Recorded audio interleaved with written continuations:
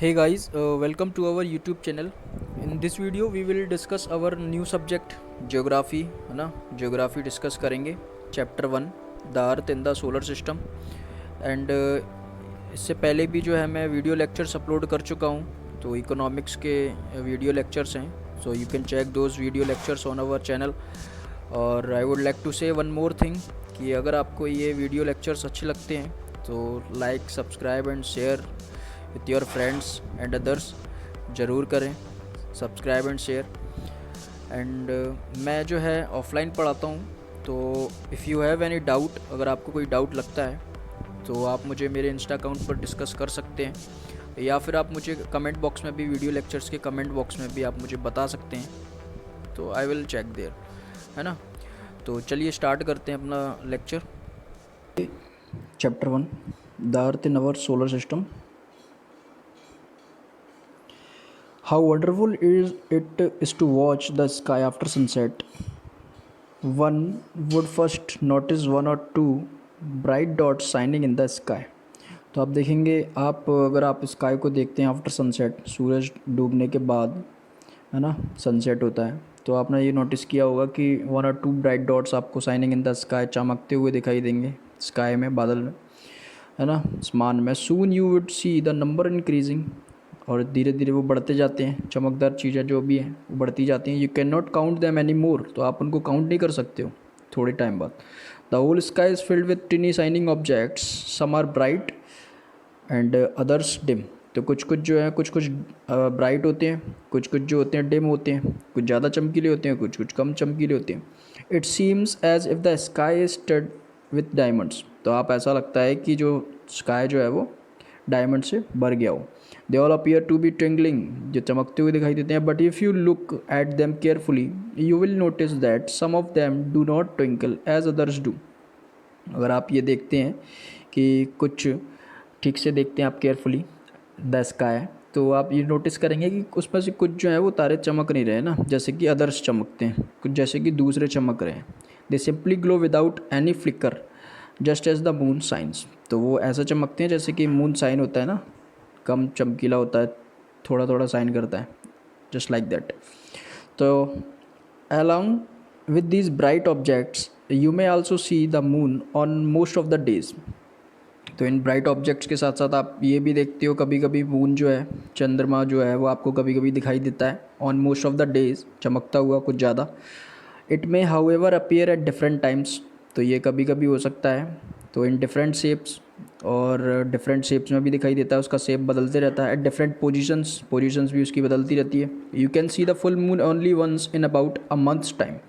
तो आप ये देख सकते हैं कि ये आप फुल मून जो है एक बार देखते हैं इन about a month's time, months में एक बार, तो इट इज़ फुल मून. तो उसे अपन फुल मून बोलते हैं, है ना. और फुल मून नाइट और पूर्णिमा, यहाँ अपन उसे पूर्णिमा भी बोल सकते हैं. A fortnight later you can not see it at all. तो आप देख सकते हैं कुछ कुछ कुछ टाइम बाद आप देख सकते हैं कि it's a new moon night और अमावस्या. फिर आप देखते हैं कि कुछ आपको दिखाई नहीं देता है, मतलब चांदी दिखाई नहीं देता है. तो न्यू मून नाइट होती है वो अमावस्या, जिसमें आपको चांदी नहीं दिखाई देता है. एक नाइट वो होती है जिसमें फुल मून आपको दिखाई देता है, अभी जस्ट अभी रिसेंटली अपन ने पढ़ा, उसे पूर्णिमा बोलते हैं. एंड जिसमें आपको फुल मून पूरा चांद दिखाई देता है ना, बिल्कुल गोल. एंड कुछ नाइट बाद, कुछ रात यानी कि कुछ दिनों बाद आप देख सकते हैं, तो आप उसको देख ही नहीं पाते हैं, बिल्कुल वो दिखाई नहीं देता है, वो अमावस्या की रात होती है, फुल न्यू मून नाइट बोलते हैं जैसे अपन. On this day you can watch the night sky best provided it is a clear night. तो इस दिन आप देख सकते हैं नाइट को, मतलब इस दिन आप रात में स्काई को अच्छे से देख सकते हैं, और क्लियर नाइट होती है ना. और do you wonder why can not we see the moon and all those bright tiny objects during day time. तो आपने कभी ये सोचा है कि जो मून है और जो सारे ब्राइट ऑब्जेक्ट्स हैं छोटे छोटे दिखाई देते हैं ड्यूरिंग डे टाइम, दिन में, सॉरी ड्यूरिंग डे टाइम, ये क्यों नहीं देख सकते अपन. तो आपने कभी ये सोचा है? It is because the very bright light of the sun does not allow you us to see all this bright objects of the night sky. तो ये इसीलिए क्योंकि जो ब्राइट लाइट होती है सन की, जो सूर्य का जो प्रकाश होता है, वो काफ़ी कुछ मतलब काफ़ी ज़्यादा मात्रा में जो है चमकता है, और ज़्यादा आपको आपकी आंखों पर आता है, तो जो है नाइट में ये सारी चीज़ें आप देख सकते हैं, क्योंकि उस समय सन जो है वो उसकी लाइट जो है आपके आंखों पर नहीं पड़ती है, तो इसी के कारण जो है आप नहीं देख पाते हैं in the day time. We can't see this bright objects. और the sun, the moon and all those object shining in the night sky are called celestial bodies. तो ये सब जो हैं sun, moon and all those objects जो कि चमकते हैं स्काई में, वो सारे सेलेस्टियल बॉडीज़ बोलते हैं अपन उन्हें। तो ये आपसे पूछ सकते हैं कि व्हाट आर सेलेस्टियल बॉडीज़, तो यू कैन आंसर। ठीक है, तो आप कर सकते हो। Some celestial bodies are very big and hot, they are made up of gases. और कुछ सेलेस्टियल बॉडीज़ जो हैं वो काफ़ी बड़ी होती हैं और बहुत गर्म होती हैं। They are made up of gases, वो गैसेस से बनी हुई होती हैं। They have their own heat and light which they emit in large amounts. तो उनके पास खुद का हीट है, खुद की लाइट है, जो कि वो ज़्यादा लार्ज अमाउंट में क्या करते हैं, इमिट करते हैं, प्रकाशित करते हैं, छोड़ते हैं। These celestial bodies are called stars, the sun is a star. तो ऐसी सेलेस्टियल बॉडीज़ को अपन क्या बोलते हैं, स्टार्स बोलते हैं। ठीक है, तो सन भी आपका क्या है, स्टार है, क्योंकि it has their own heat and light. उसके बाद खुद की हीट है, खुद का लाइट है ना, तो इसीलिए अपन उसको स्टार बोलते हैं, सन को स्टार बोलते हैं। Countless twinkling stars in the night sky are similar to the sun. तो आप देख सकते हैं जो ट्विंकलिंग स्टार्स हैं जो अपन गिन नहीं सकते नाइट में, वो भी सिमिलर टू द सन, सन के ही जैसे हैं, है ना, क्योंकि सन भी तो स्टार ही है। But we do not feel their heat और light and they look so tiny because they are very far from अस।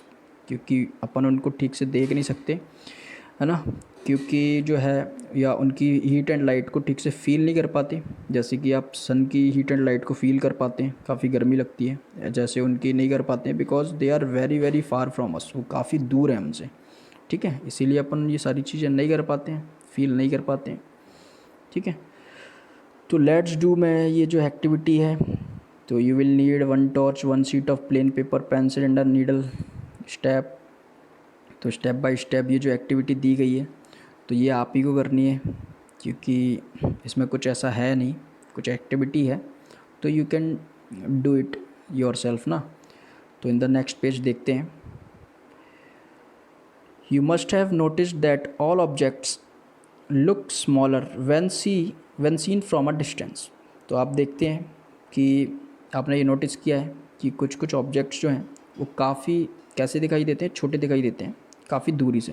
यानी कि अगर वो डिस्टेंस से काफ़ी ज़्यादा डिस्टेंस है तो वो बहुत छोटे दिखाई देते हैं। How small an aeroplane looks when it is flying at a great height. तो जैसे एरोप्लेन आपको दिखाई देता है, जब वो आपके सामने होगा तो वो काफ़ी बड़ा होगा, बट वो अगर डिस्टेंस में होगा तो बहुत ही छोटा दिखाई देता है ना। तो अक्सर ये सब कुछ होता है, आप देख सकते हैं। While watching the night sky you may notice various patterns formed by different groups of stars.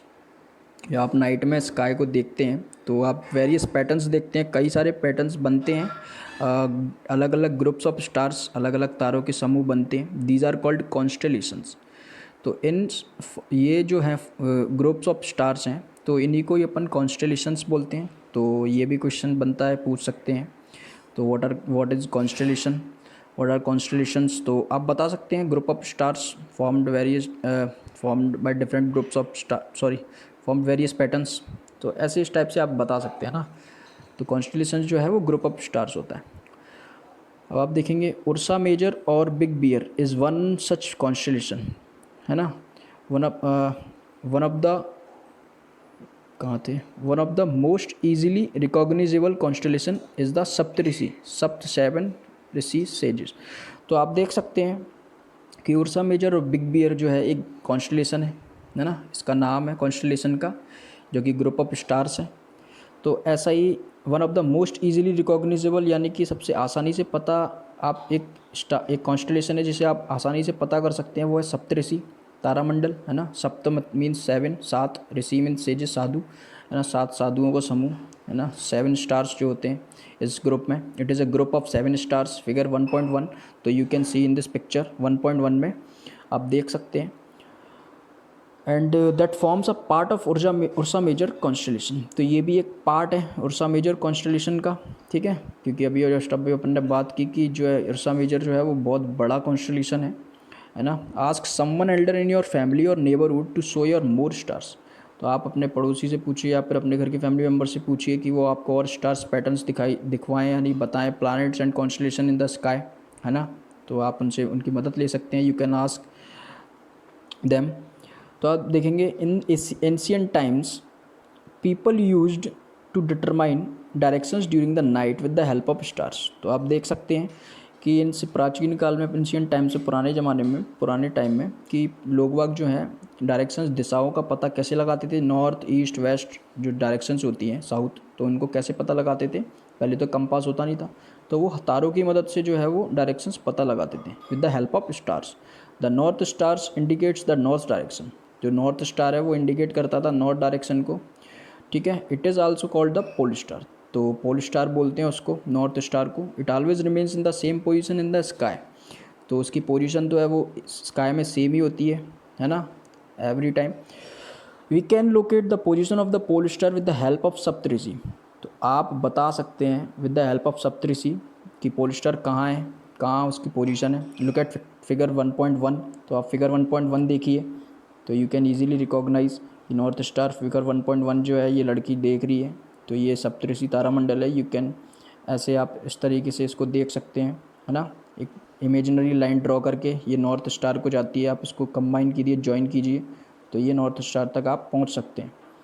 तो देखेंगे you will notice if an imaginary line is drawn joining the pointer stars and extend further it will point to the pole star. तो मैंने अभी यही बोला कि जो है in the end of stars, तो ये जो लास्ट के एंड के जो स्टार्स हैं उनको आप मिलाइए, एक इमेजिनरी लाइन ड्रॉ कीजिए, तो ये आप कहाँ तक पहुँच पाएंगे, नॉर्थ स्टार तक आप पहुँच जाएंगे ना। और आपका जो मुंह है वो नॉर्थ की साइड ही होना चाहिए। तो देखेंगे some celestial bodies do not have their own heat and light. तो कुछ ऐसी बॉडीज़ भी हैं, सेलेस्टियल बॉडीज़, जिनके पास खुद की हीट एंड लाइट नहीं होती है ना।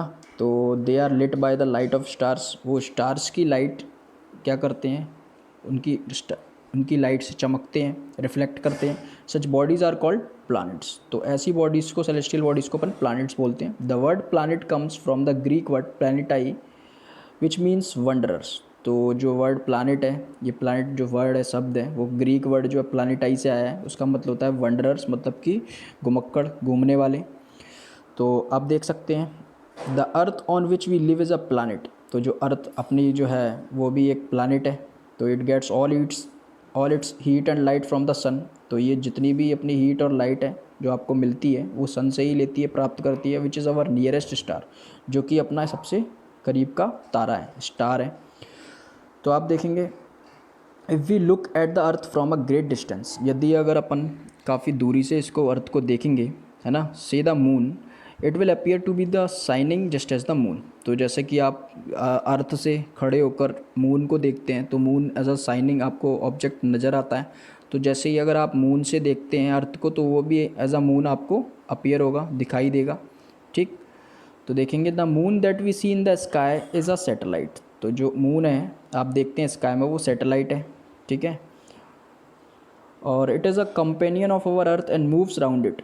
तो जो है आपकी अर्थ का ही है, सैटेलाइट है, उसके चक्कर लगाता है। Like our earth there are 7 other planets that get heat and light from the sun.